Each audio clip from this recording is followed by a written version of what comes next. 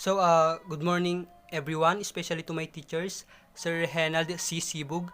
Good morning, sir. Today I will discuss to you all about the concept of the different integrated and development theories of crime, causation, and theories of victimization.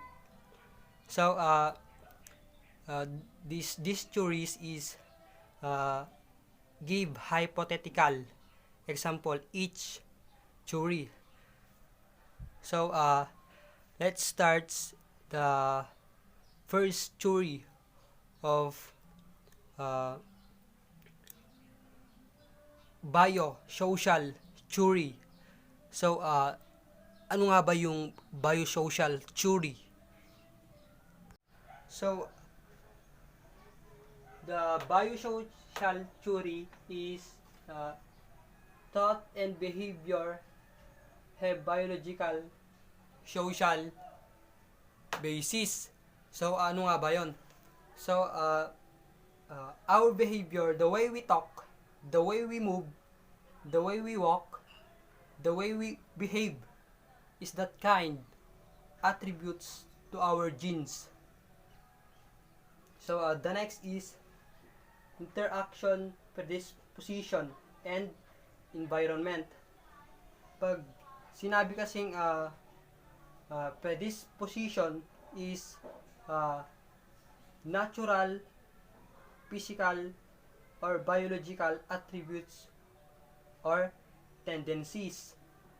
So, ang ibig sabihin dito ay madali kang magalit, sensitibo. Ikaw ay tinatawag nating na madaling magselos. Tendency kasi namana mo sa iyong mga magulang or sa mga ninuno. Pag sinabi naman natin na environment, interaction, predisposition, and environment. Environment is social environmental issue. So ano yon? Ang environmental or social environmental issue is yung kinalakihan ng isang tao.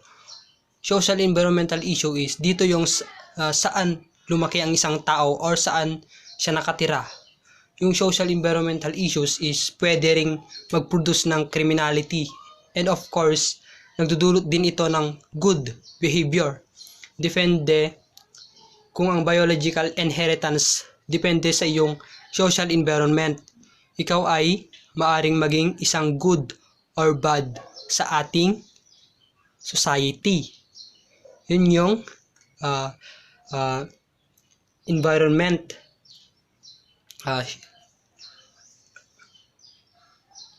And another definition is children born into a disadvantaged environment often do not have the social and familial support they need to overcome their handicaps. So, kung ikaw ay pinanganak, meron kang tinatawag na physical handicaps. Meron kang weaknesses. Madali kang magalit, tapos lumaki ka pa sa isang lugar na kung saan ay kulang ang social familial support. Then ano ang tendencies? More or less, ikaw ay maaaring magkaroon ng criminal behavior. Yun yung effect. So the other details of biosocial theory is lack of family support can have a long-term physical consequences. For example, kung ikaw ay pinanganak na mahirap, then basically hindi ka masyadong napapakain ng iyong mga magulang. Dito affected yung brain or affected yung physics or everything. Kaya pwedeng magkaroon or side effects sa iyong behavior. Ganun yung effect or mga tendencies in biosocial theory. Yun yung mga process or mga step by step to how to commit the crime. So the next is latent traits latent traits theory. So what is latent traits theory? So latent traits theory, a stable feature, characteristics, property, or condition such as defective intelligence, impulse, personality, genetic abnormalities, the physical chemical functioning of the brain, and environmental influences on brain function such as drugs, chemicals, and injuries that make some people delinquency prone over the life course. So anong ibig sabihin ng uh, uh, latent traits theory? Ano yung gusto niyang sabihin dito? So dito meaning maari sila ay makagawa ng isang hindi magandang bagay because of the latent traits. For example, kung hindi ka nakaharap sa isang tao or siya ay naka-side view or nakatalikod, kung mayroon siyang at siyempre di mo alam yung katangian ng isang tao na or characteristic nito, ay maaring yun ang cause na makagawa ng isang bagay na hindi tama. Yun yung epekto ng latent traits theory.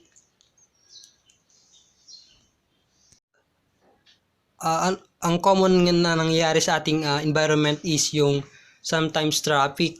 So ma-delay lang sa traffic, ang ginagawa ng isang tao is busina ng busina, pinagsisigawan niya pa. Those of the kind of people very impulsive, pero sa normal condition okay lang naman sila. Kaya nga tinatawag na latent traits kasi hindi nagagalit yan. Napakabait na tinitignan mo, pero kapag may environmental factors, madali siyang magalit. Kapag ikaw ay nagpulis, hindi pwede yung ginagawa ng mga impulse personality. Dapat kilalanin mo ang iyong sarili. Kapag ikaw ay naging pulis, dapat kailangan mong kontrolin yung sarili mo or latent traits. Dapat alam mong i-manage yung sarili mo sa isang situation. Ganun yon. So another theory is life course theory. So what is life course theory? So life course theory suggests that criminal behavior is a dynamic process influenced by individual characteristics as well as social experiences, and that the factors that cause antisocial experiences and behaviors change dramatically over a person's lifespan. So when we say dynamic process, there are so many possible reasons why a person commit a criminality. When we say dynamic, there is no specific of a criminal behavior according sa school. Like for example, pwede siya committed the crime, pwedeng may asawa na siya, pwedeng may mga anak na siya, depende sa possible na nangyayari sa buhay ng isang tao.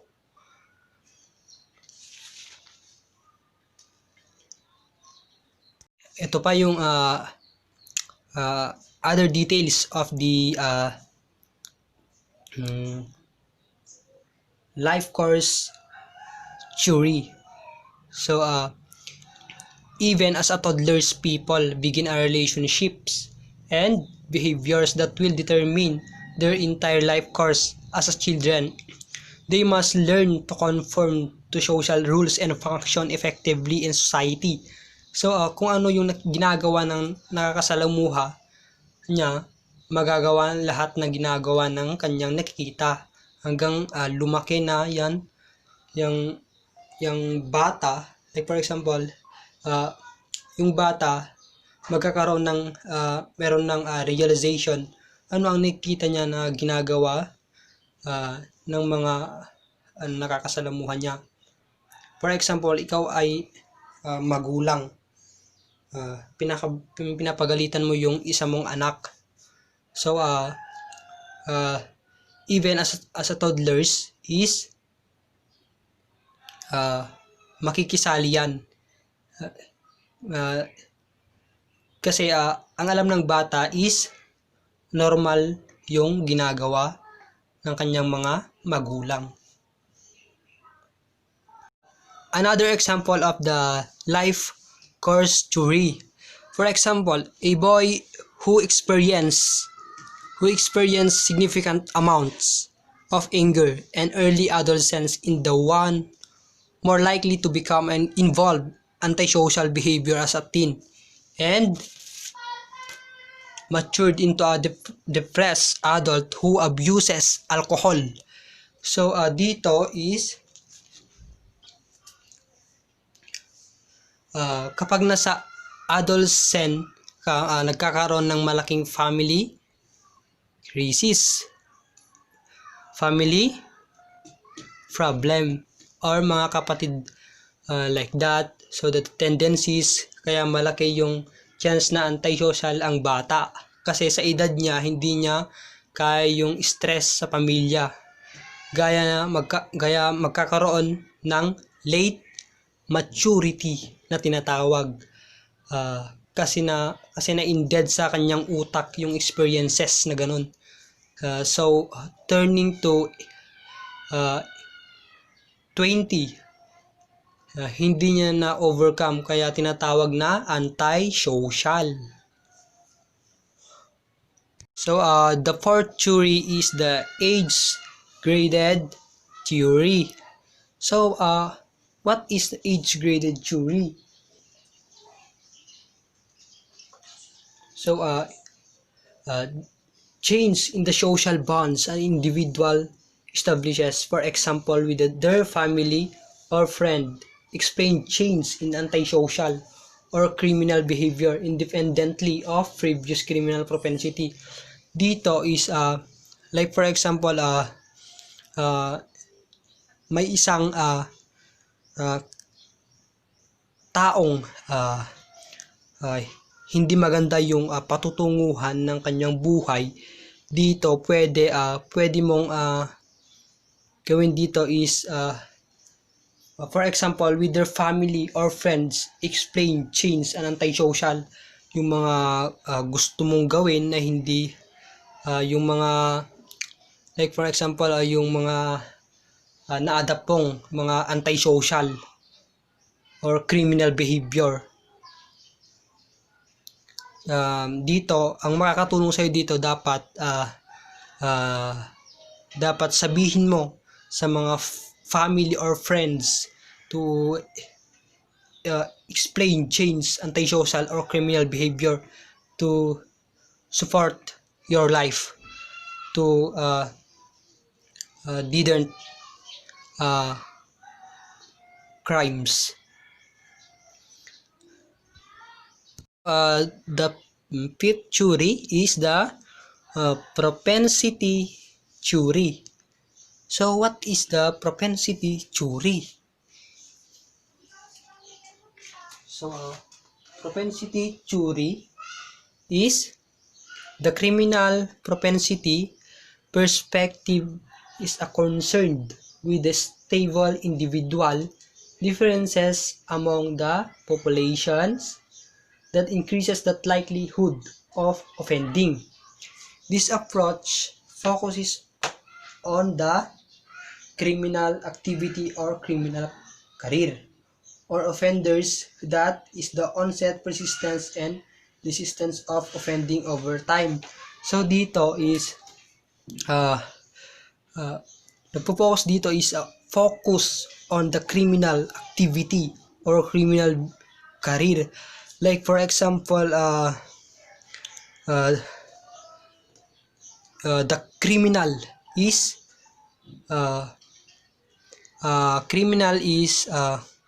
gumagawa ng mga hindi magandang nangyayari sa ating society. Like for example, yung uh, uh, hindi maganda sa ating mga society is like for example yung mga drugs, or yung uh, gumagawa ng mga hindi maganda, kaya kasi kung hindi niya gagawin yon is hindi siya mabubuhay. Kaya ang tendency ng crime is yung mga tao is sila yung gumagawa ng mga uh, krimen, kasi nga nag-iisip sila ng hindi maganda para masolusyonan yung mga problema nila sa kanilang buhay. Kaya nag-iisip sila ng hindi maganda, hindi nila alam sa bandang huli ay magsisisi sila sa kanilang mga ginawang hindi maganda.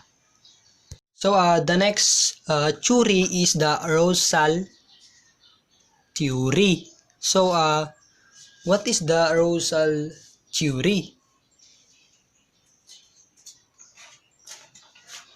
So arousal theory is a view of a crime suggesting that people who have a high arousal level seek powerful stimuli in their environment to maintain an optimal level of arousal. These stimuli are often associated with violence and aggression. Sociopaths to bring them up to comfortable levels of living. This need explains their criminal tendencies, poverty, or hire someone to do it to escape financial problem. So dito nagkukos dito yung crime. Why? Kasi nga ang isang tao kasi normal kasi yung isang tao na magka-problema or ma-stress sa kanyang buhay. Kaya dito kaya ang mga tao na nai-stress or maraming iniisip is nagiging tendency dito is gumagawa sila ng hindi maganda sa kanilang society para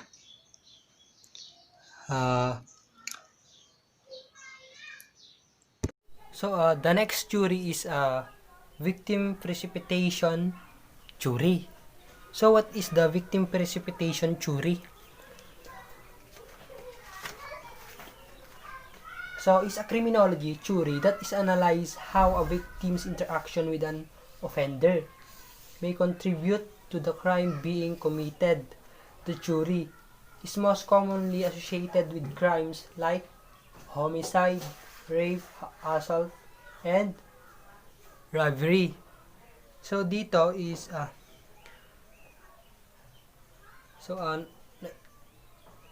ibig sabihin dito is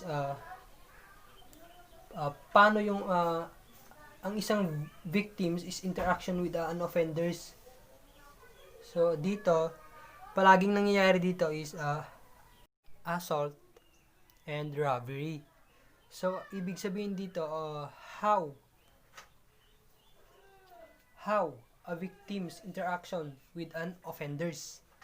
So, ang palaging nangyayari dito, ang biktima ay may malaking responsibilidad o kasalanan sa kanyang pagiging biktima dahil sa pagkakaroon niya ng interaction sa offenders na sinasabing ugat ng kung bakit nagawa ang krimen. Halimbawa, bago mangyari ang pagpatay, ininsulto ng biktima ang offender.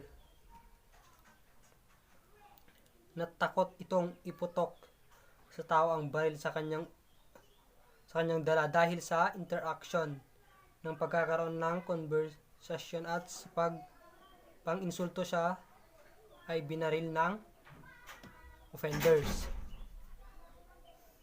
Kaya palaging nangyayari yun sa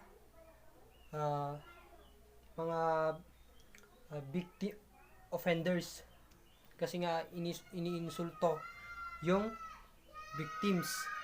Kaya nakagawa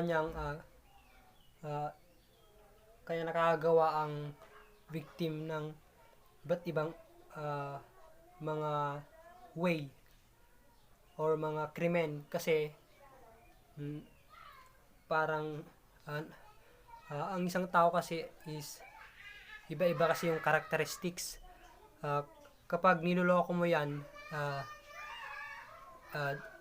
ang kanyang gagawin is pwede niyang totohanin or gawin talaga. Yun yung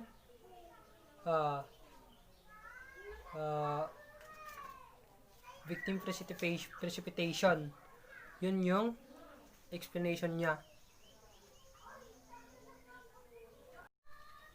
So, the next theory is lifestyle theory. So, what is lifestyle theory?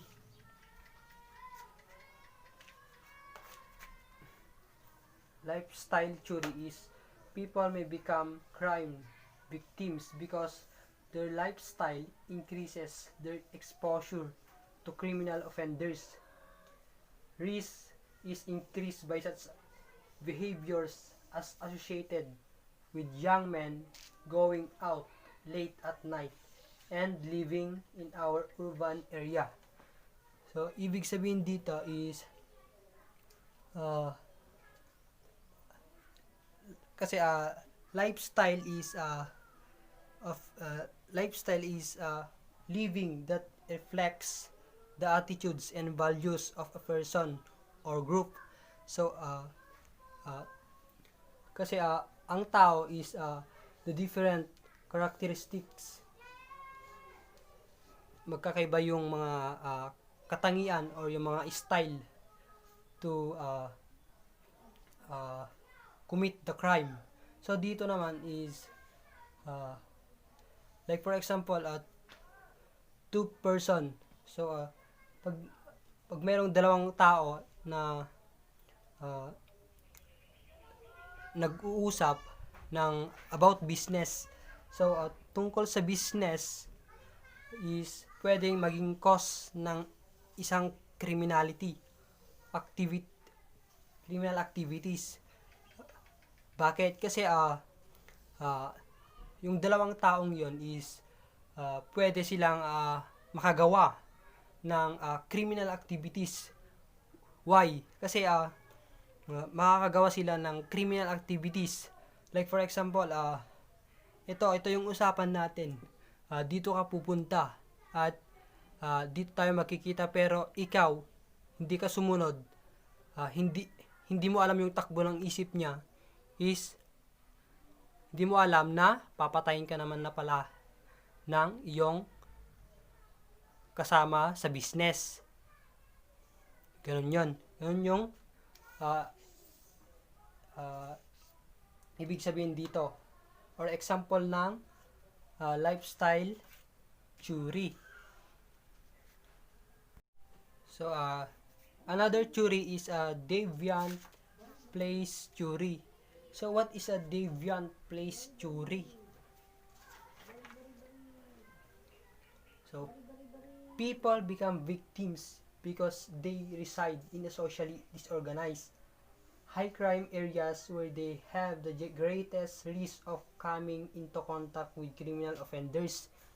Victims do not encourage criminal activities but victimize simply because they are in a bad area.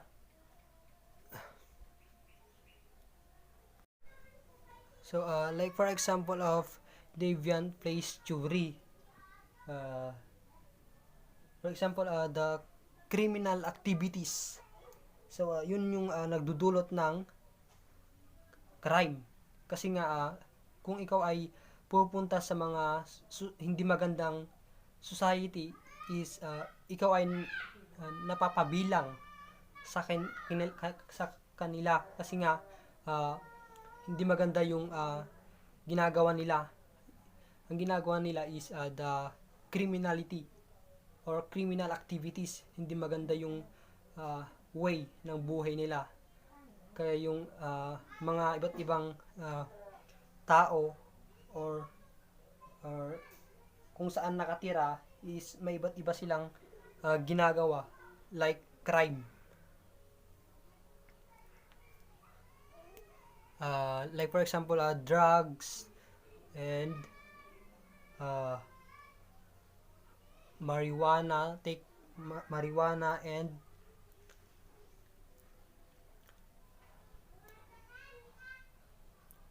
and addict people. So, the last theory is routine activities theory. So, what is routine activities theory? So, Cohen and Felson's routine theory, lifestyle theory. Crime occurs when three conditions come together. So, first is a suitable target. The second one is motivated offenders. And the last is absence of guardians. So, dito is makakabuo ba ng crime dito sa tatlong to pag pinagsama-sama? Siyempre, yes, kasi nga three conditions come together. So, makakabuo ito ng crime. Bakit? Kasi, like for example, motivated offenders. The motivated offenders is poverty, and the absence of guardians is opportunity. So, a suitable target is, like for example, a suitable target is mayaman. Mayaman yung target. Mayaman yung target ng motivated offenders. Yung motivated offenders is mahirap, poverty. So, the next is absence of guardians, opportunity. So,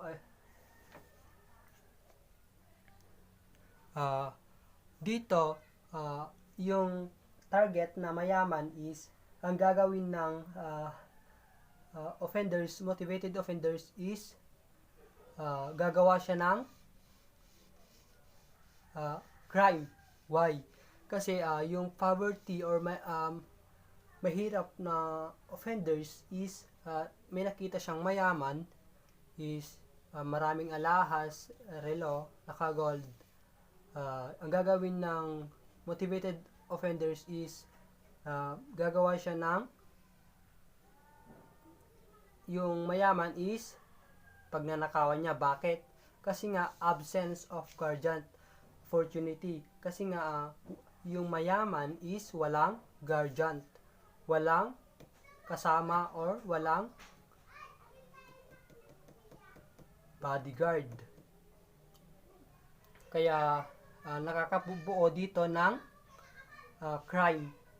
So, ang gagawin ni motivated offenders is pagnanakawan niya yon. Kaya, a suitable target is